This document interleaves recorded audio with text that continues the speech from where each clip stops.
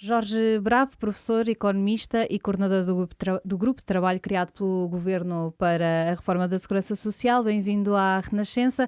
Depois de mais de um ano de trabalho, apresentou esta semana o relatório final do estudo que fizeram sobre a sustentabilidade da Segurança Social.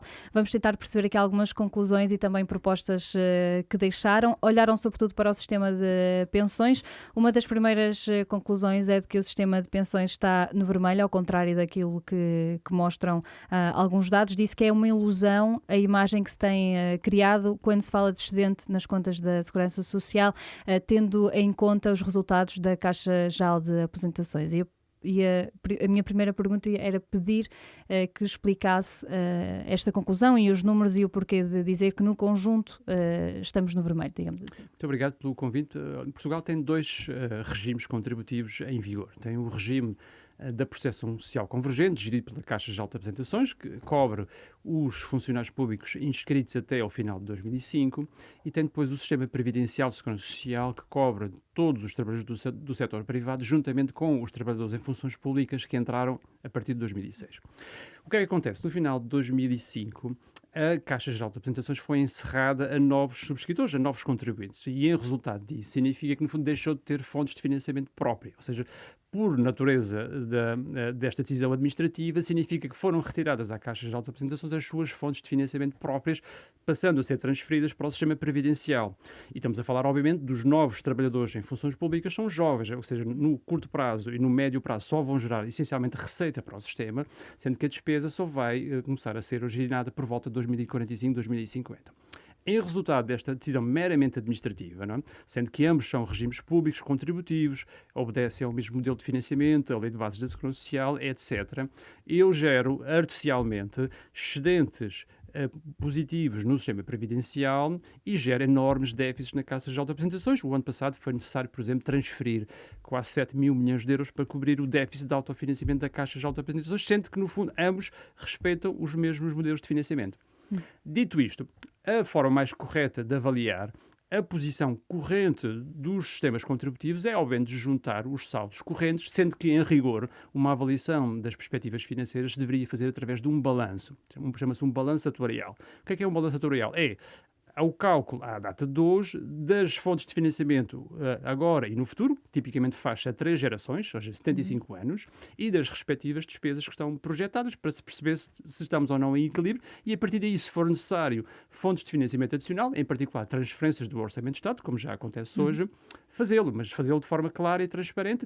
E o que nós, no fundo, fizemos foi simplesmente explicitar aquilo que já acontece hoje, que é que o Estado tem que transferir para cobrir os déficits de autofinanciamento dos regimes contributivos. Não estamos a falar da parte solidária da Segurança Social. Essa, por lei, é financiada com impostos e deve continuar a ser financiada com impostos. O que nós fizemos foi simplesmente explicitar aquilo que era evidente.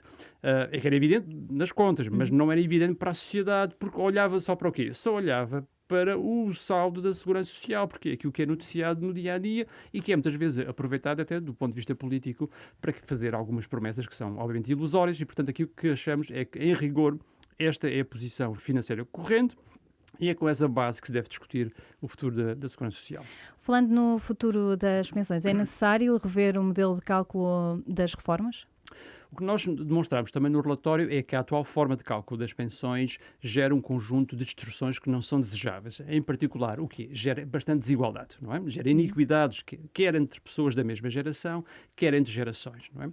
A reforma atual inclui uma taxa de formação da pensão, a média das remunerações ao longo de toda a carreira contributiva, o fator de sustentabilidade, depois mais bonificações ou penalizações por antecipação ou diferimento de idade da reforma. Essa fórmula gera iniquidades, não é financeiramente neutra, significa, no fundo, está a prometer a muitos trabalhadores uma proteção social que não está garantida pelas respectivas fontes de financiamento, e aquilo que nós defendemos é um novo modelo de constituição dos direitos, que é mais claro, mais transparente, assente nas chamadas contas individuais nocionais. Ou seja, no fundo, é uma conta de registro, não há qualquer tipo de capitalização, o modelo de financiamento do sistema mantém-se a repartição contemporânea, ou seja, no fundo, as gerações de hoje pagam as pensões de hoje e amanhã acontecerá o mesmo com os futuros trabalhadores, não altera nada naquilo que é o modelo de organização e financiamento da proteção social, mas passa a haver um registro individual, muito concreto, muito rigoroso e muito transparente para que cada trabalhador saiba em cada momento quanto é que ele e o seu empregador já já contribuíram para a sua conta individual e, quando se aproximarem da idade da reforma, poderem fazer uma estimativa de qual é o valor da respectiva pensão, tendo em conta a esperança de vida que vão ter após a reforma. No fundo, é um modelo muito mais transparente, muito mais rigoroso, permite uma avaliação quer a nível individual, quer a nível agregado das responsabilidades do sistema e, obviamente, aquilo que se antecipa é que promova maior participação no mercado de trabalho, maior declaração de rendimentos. Nós temos hoje a evidência muito forte de que há um aumento enorme da economia não registada em Portugal. O último estudo da Universidade de Coimbra apontava para 1/3 da economia em Portugal não registada e está a subtrair fontes de financiamento à componente pública, que serão importantíssimas para garantir a proteção social, e nós acreditamos que este modelo, ao dizer muito claramente aos trabalhadores, quando maior for a sua contribuição, a sua do empregador, maior vai ser a sua pensão, e, portanto, apropriando o trabalhador da sua proteção social, eu creio que tem incentivos muito fortes a combater este problema e, obviamente, a gerar pensões melhores. Ou seja, isso é uma questão de transparência, não vai haver grande alteração? Não, é uma questão de transparência, de registro, obviamente de equidade, porque neste regime é muito claro, quem contribui mais recebe mais. E o sistema atual não garante isso, como viram na apresentação, sobretudo porque, obviamente, ele tem um mecanismo, uma série de misturas entre a parte contributiva e a parte não contributiva que estão até a gerar incentivos à subdeclaração de rendimento e até à não participação no mercado de trabalho. Mas, por exemplo, para uma pessoa que tenha o salário mínimo nacional, é possível contribuir mais? Qual é que é a solução? Nós não estamos a alterar a taxa contributiva. No fundo, ela mantém-se exatamente como está. Portanto, o trabalhador continuará a pagar os mesmos 11%, o empregador os mesmos 23,75%. Não propomos qualquer alteração a esse nível.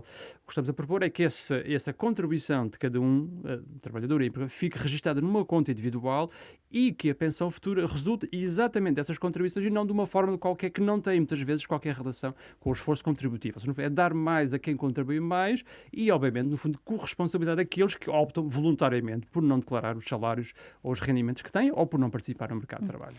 Sendo que se continua a garantir proteção social para os mais desfavorecidos. Não se abandona a proteção social para os mais desfavorecidos, em particular, no fundo, os complementos para os mínimos sociais mantêm-se, mas eles também são reformulados para serem muito mais rigorosos e, sobretudo, respeitando um princípio importante do nosso sistema, que é o princípio da contributividade. Quem mais contribui também tem direito a uma pensão mínima maior face àquilo que acontece hoje. Também na apresentação, já numa fase mais, digamos assim, adulta, idosa, já para quem é o FER da reforma, apontaram alguma diferença e alguma também falta de equidade na questão da atualização do valor das pensões, tendo em conta os 3 escalões que existem. Defende uma atualização para todos com base na inflação.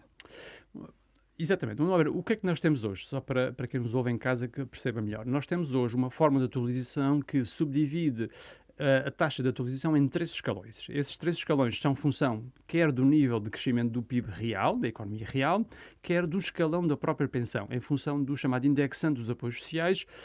Temos um escalão até 2 vezes o indexante de apoios sociais, cerca de um pouco mais de 1.000 euros, entre 2 a 6 vezes o indexante de apoios sociais e acima dos 6 indexantes sociais. O que é que acontece? No caso mais comum da economia portuguesa, que é um crescimento da economia real abaixo dos 2%, tem sido essa a nossa história dos últimos 40 anos, o que é que acontece? Só as pensões mais baixas têm uma atualização igual à inflação. Todas as outras perdem anualmente ou 0,5% ou 0,75%. Como devem imaginar, estamos a dizer, no fundo, que há as pessoas que mais contribuíram para o sistema que vão perder, nem sequer conseguem, no fundo, garantir o poder de compra ao longo da sua velhice. E isso, obviamente, viola um princípio básico do sistema contributivo, que é tratar todos de forma igual. Portanto, ou seja, misturar uma função redistributiva com uma função contributiva. Aquilo que nós propomos é que, no fundo, a forma de atualização garanta a todos pelo menos a taxa de inflação. E que, a partir daí, se houver objetivos redistributivos, leia-se, dar mais aos pensionistas mais pobres, que continua a ser feito, mas que seja feito na parte solidária do sistema, não na parte contributiva, ou seja, seja financiado com impostos e não com a parte solidária. Hoje a Fórum mistura 2 objetivos completamente distintos, que segundo a lei deviam estar separados, porque no fundo isto não é apenas uma questão de opinião. A nossa lei de bases da Segurança Social estabelece que os fins solidários devem ser financiados com impostos e transferências do Orçamento de Estado e não com a parte contributiva. O que nós temos hoje é uma miscelânea que obviamente gera uma enorme confusão e, obviamente, também contribui para que nós tenhamos o quê? Esta posição financeira que falámos há pouco. Depois, nas propostas, apresentou algumas propostas também para complementar o valor da reforma, desde logo um plano de pensões profissional, em que quem tem um emprego entra automaticamente para este plano, mas terá sempre a possibilidade de pedir à empresa para não participar, digamos assim. Como é que funciona aqui a acumulação? Que percentagem é que é tirada? É depois acertada? Já tem esse valor definido? Não, no fundo, nós fazemos uma proposta de desenho do sistema, chama-se Planos de Pensões Profissionais de Inscrição Automática. Como é que funciona? Hoje, estes planos de pensões já existem, mas são apenas beneficiários de um conjunto muito restrito de portugueses, estamos a falar de 4% da população, tipicamente das grandes empresas multinacionais, e portanto, estamos a falar de generalizar a possibilidade de trabalhadores com menores rendimentos terem também a mesma proteção social que têm aqueles que têm salários mais altos e trabalham nas multinacionais, e o que funciona aqui, funciona da seguinte forma, portanto, um trabalhador elegível, ou seja, no fundo, está num determinado intervalo etário e, em termos de rendimento, é automaticamente inscrito num plano de pensões profissionais. E depois tem a opção, porque a poupança não é obrigatória, é voluntária, tem a opção de decidir se quer ou não participar. Querendo participar, é fixada uma taxa de contribuição. Essa taxa de contribuição é uniforme para todos os trabalhadores, não é específica de cada empresa. É uma taxa de contribuição mínima. É óbvio que pode-se contribuir mais para além da contribuição mínima, mas aquilo que é fixado... a definir, não é? A definir. Nós fazemos uma proposta de intervalo. Não é? Nós achamos que, em função das simulações, para melhorar o nível de adequação das pensões, qualquer coisa entre 8% a 10% deveria ser suficiente para melhorar a suficiência das pensões, sendo que esses 8% a 10% numa fase de cruzeiro, ou seja, não se começava logo com esta taxa contributiva, e essa taxa contributiva é a repartir entre o trabalhador, o empregador e o Estado, ou seja, não é o trabalhador que vai pagar 8%, nem sequer nem é o empregador que o vai fazer, nem o Estado vai pagar 8%, é a repartir entre as três entidades. E, portanto, significa que o esforço para o trabalhador ao nível individual é muito reduzido face àquilo que ele beneficia depois no final. Obviamente, a participação é voluntária no fundo, querendo o trabalhador participar, ele contribui na sua fatia, o empregador contribui na sua fatia e o Estado também na sua parcela. E, obviamente, aquilo que nós, no fundo, dizemos no relatório é que é uma solução complementar, não substitui nem retira qualquer fonte de financiamento à componente pública, mas é uma forma de diversificar as fontes de rendimento na velhice e também melhorar, obviamente, o bem-estar dos pensionistas quando chegar o seu momento. Todas as propostas que estão no relatório são no sentido de melhorar a condição de vida dos pensionistas, face àquilo que são as perspectivas que têm já hoje, e as pensões hoje são muito baixas, portanto, com o sistema atual elas já são muito baixas. Nós temos quase metade dos pensionistas que nem sequer chegou à pensão mínima do regime no regime contributivo. Estamos a falar de pensões abaixo dos 500 euros, muito abaixo dos 500 euros. E, portanto, o que nós queremos é que as gerações futuras possam ter acesso a uma melhor condição na velhice, melhores rendimentos para terem, obviamente, melhor qualidade de vida. Outra proposta é a criação de um regime de poupança gerado através do consumo diário e dão exemplo, por exemplo, das faturas onde é utilizado o NIF. Como é que funcionaria este modelo? Com o NIF, é uma pergunta interessante. O programa chama-se, no fundo, Poupança através do Consumo, ou Save as You Buy.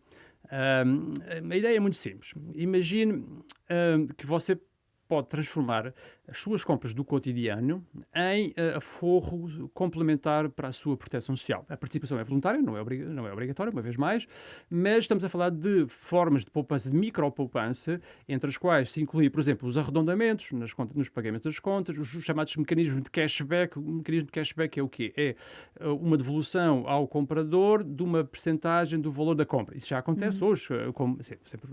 Há muitas contas bancárias, muitos cartões de crédito, muitos programas de fidelização, programas por pontos que permitem, no fundo, devolver ao comprador uma parte das suas compras. Esta é a parte comercial do programa. Não tem que ser desenvolvida pelo Estado, terá que ser dinamizada pelo setor privado. Mas há uma parte pública que pode ser apropriada, e essa parte pública tem que ver com o quê? Tem que ver com a possibilidade que já hoje existe do quê? De devolver ao contribuinte uma parte do IVA que ele suporta nas faturas com o NIF. Hoje em dia, o contribuinte já recebe uma parte desse IVA em sede de IRS, quando faz a sua declaração de IRS, é devolvido uma percentagem, uma parte do IVA que suportou nas compras, desde que tenha solicitado a fatura com o NIF. E também temos, obviamente, outros mecanismos através dos quais pode haver uma intervenção pública, desde logo o simples acto de pedir fatura com o NIF.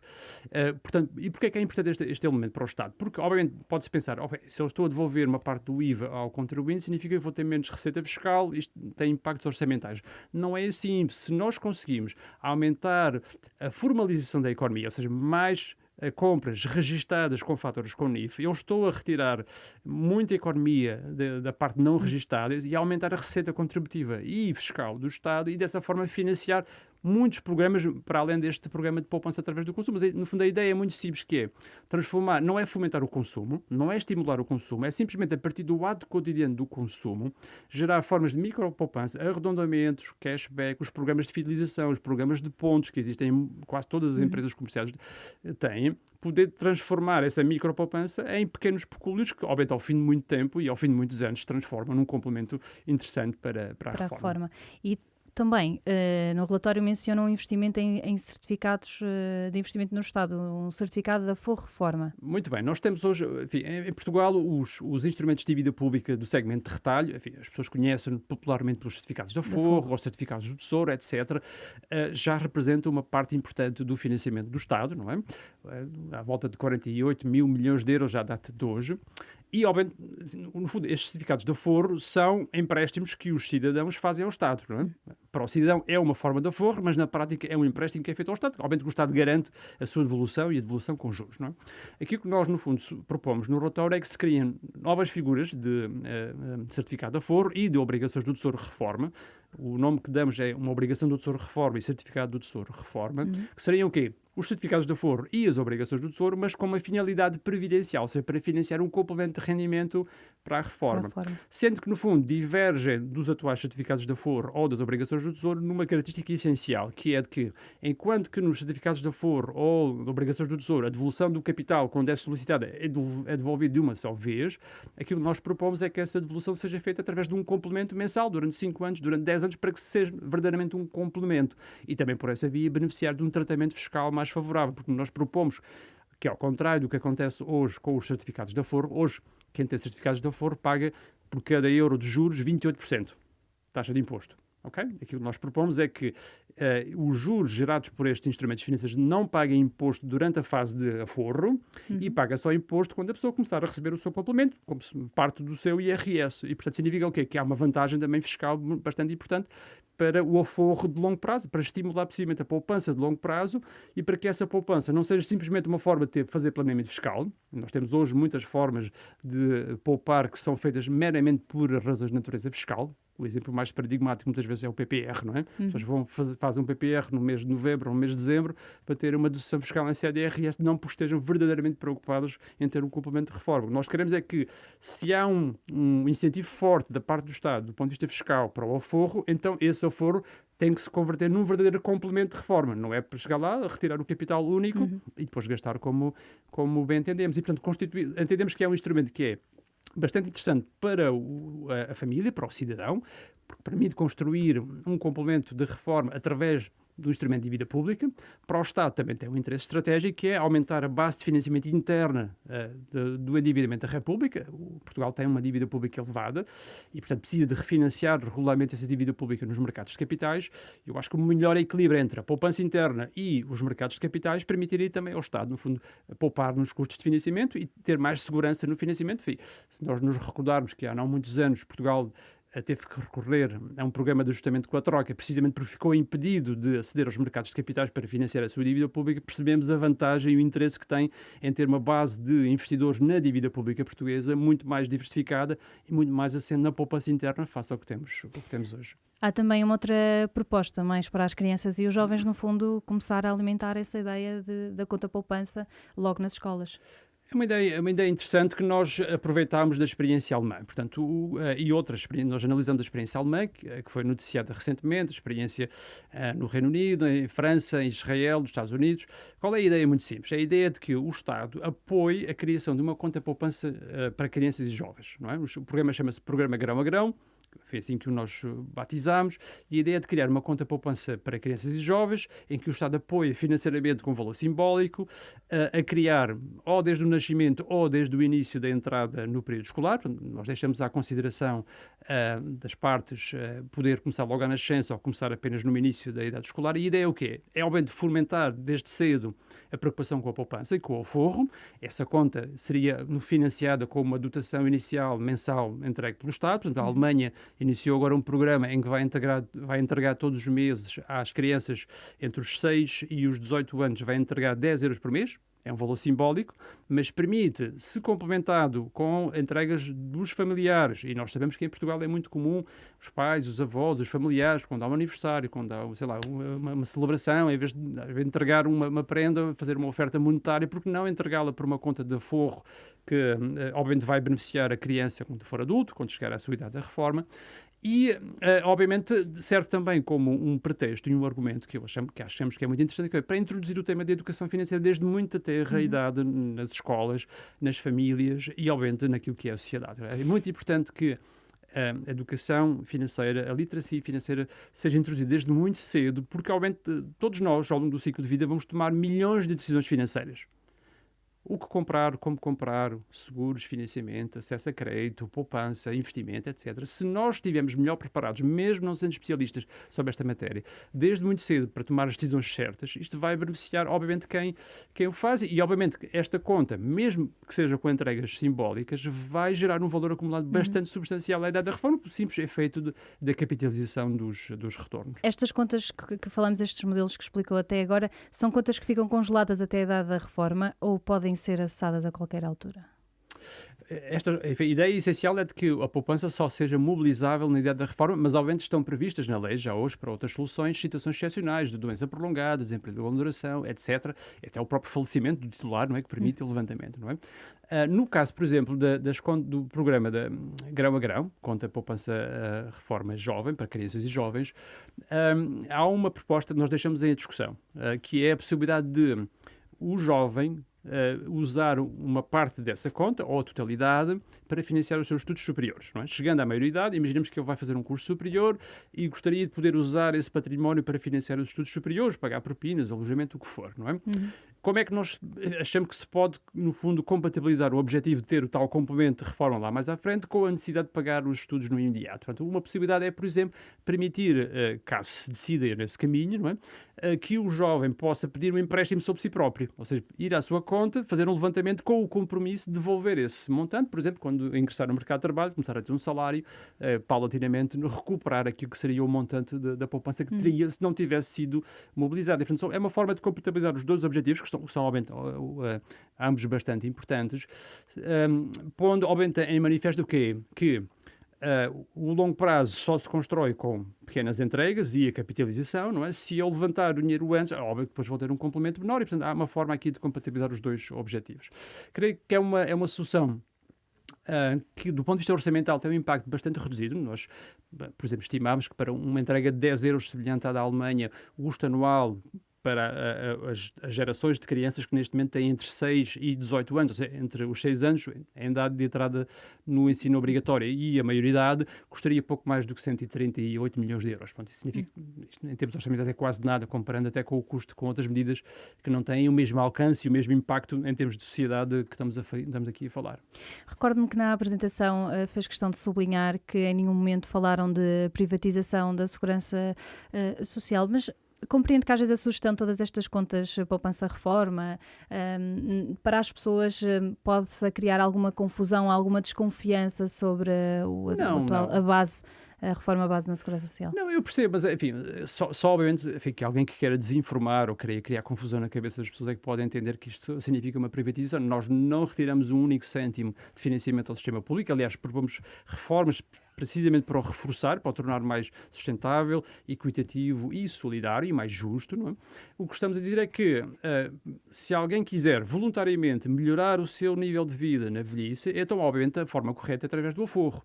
Aforro individual, há aqui propostas que estão ao nível do aforro individual, esta conta para as crianças, os certificados de aforro reforma, a conta através de poupança através do consumo, são soluções individuais, depois temos uma solução profissional, não é? Coletiva, que tem a ver com os planos de pensões profissionais. Portanto, mas ambos, todos eles são voluntários e, portanto, não estão a retirar qualquer tipo de fonte de financiamento ao sistema público, e aqui é importante que as pessoas lá em casa percebam, quanto mais diversificadas forem as fontes de rendimento do pensionista, da família na idade da reforma, também mais robusto será o sistema público, porque se as pessoas ficarem mais vulneráveis, o que é que vai acontecer? Vão todas, no fundo, solicitar à Segurança Social que cubra os seus mínimos sociais e, portanto, significa o quê? E a própria Segurança Social não vai ter condições de o satisfazer, nem aqui, nem em país nenhum, portanto, isso é uma ilusão, portanto, não é estar a prometer aquilo que não é sustentável, enfim, é criar ilusão, e sim é que é perigoso, e, enfim, acho que é muito perigoso, no fundo, passar uma mensagem que não tem fundamento nenhum, não é verdadeira, e, portanto, porque impede as pessoas de, no fundo, de pensar por si próprios qual é a melhor forma de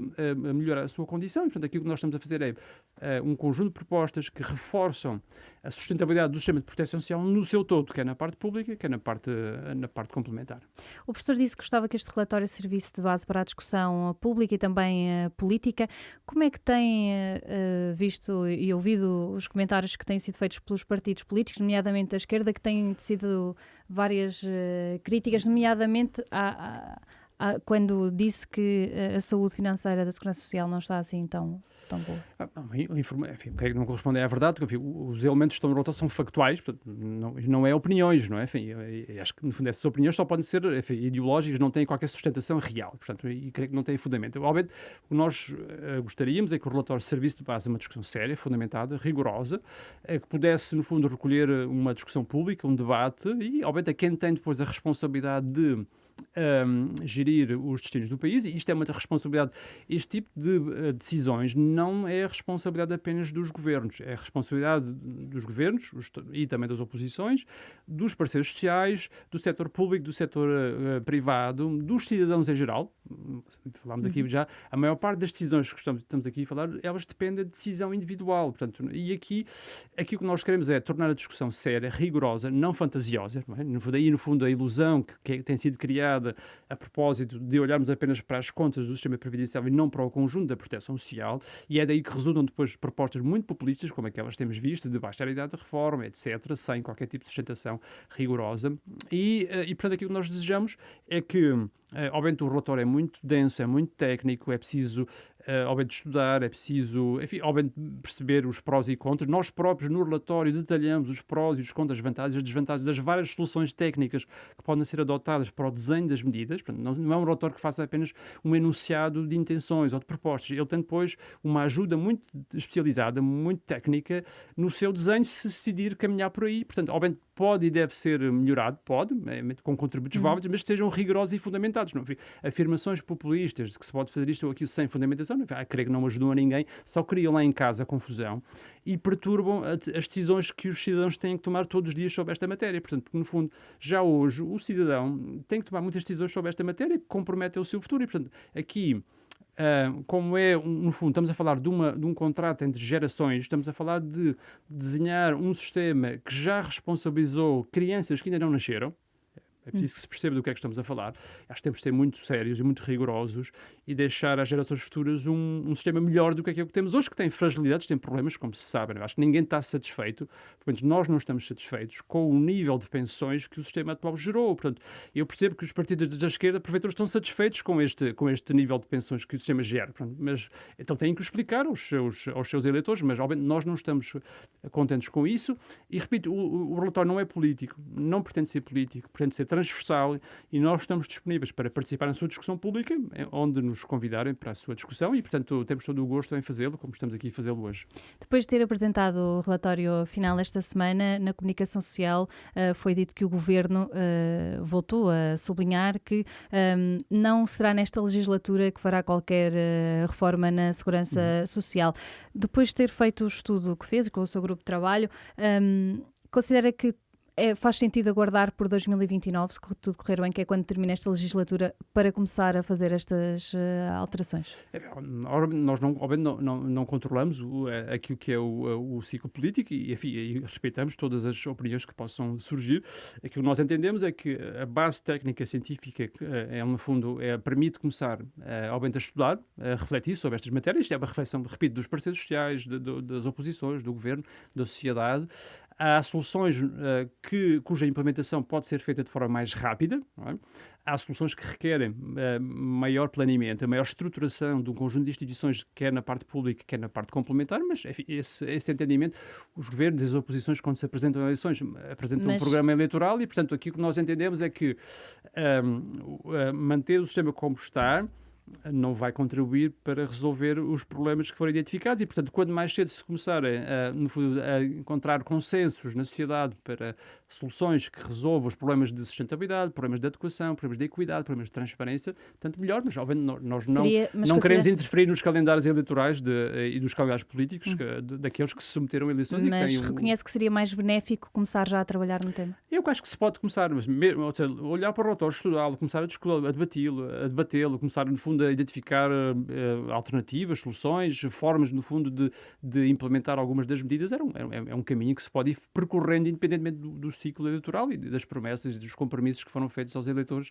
em eleições. Acho que uma coisa não inviabiliza a outra, sinceramente não vejo nas declarações nem da oposição, nem do governo, o não considerar que seja importante refletir sobre a proteção social. Aliás, no fundo, se não fosse assim, não se tinha pedido ao grupo de trabalho que fizesse um documento. Agora, é natural que é preciso tempo para amadurecer as propostas que são consideradas, ver da sua viabilidade orçamental. Mas há urgência ou não? Enfim, a urgência é de preparar hoje um futuro melhor, portanto, e isso só se prepara um futuro melhor começando a caminhar, portanto, isso, se não se fizer nada, com certeza não se encontrarão melhores soluções do que aquelas que temos hoje, isso é óbvio, não é? Nesta área como noutras, isso aí é... A Ministra do Trabalho esteve ausente da apresentação.